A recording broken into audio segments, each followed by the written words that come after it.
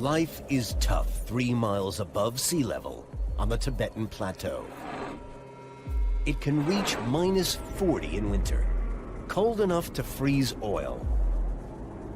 The air's too thin for most humans to breathe, but the Tibetan antelope calls it home.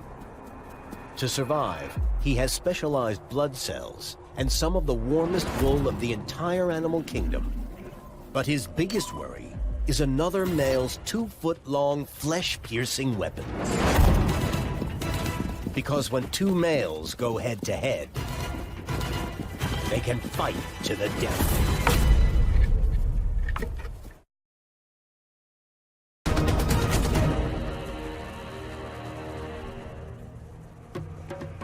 Tibet's high plateau